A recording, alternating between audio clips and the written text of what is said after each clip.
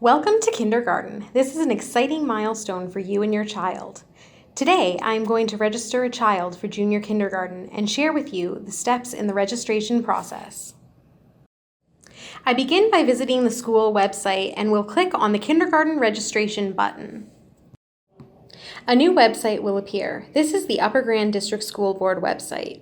Here, I can read about the programs and learn how to register. When I am ready, I click the kindergarten registration button on this page. Today, I am registering a child for English kindergarten.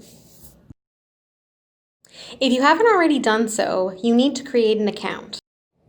Once I have created an account, I will need to go back and check my email for the validation link to confirm my account. Once I have confirmed my account, I will be taken back to the online pre-registration site and will need to log in again.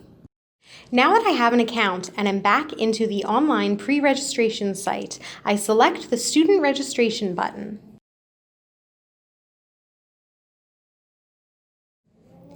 I begin to enter information about my child and our family, filling in each of the fields.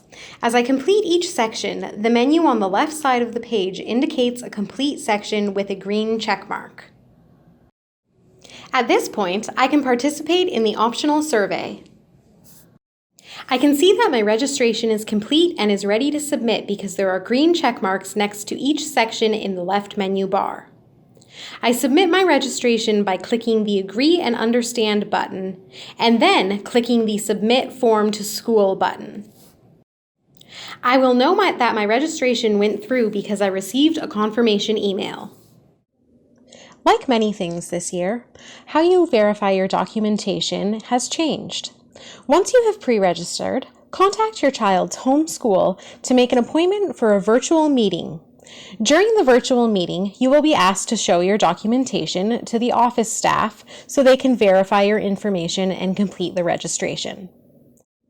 For the virtual meeting, you will need one of the following documents: a birth certificate, a passport, or a baptismal certificate.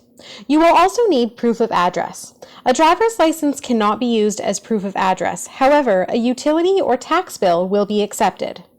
If your child was born outside of Canada, you will also need your immigration documents. If you are registering for French Immersion, remember to carefully read the information on the UGDSB website. There is a window for on-time applications to be received, and you will need to make sure you get an application receipt that looks like this from the school when you have finished all the steps I shared with you today. Once your documentation has been verified virtually by your child's school, your registration has been completed.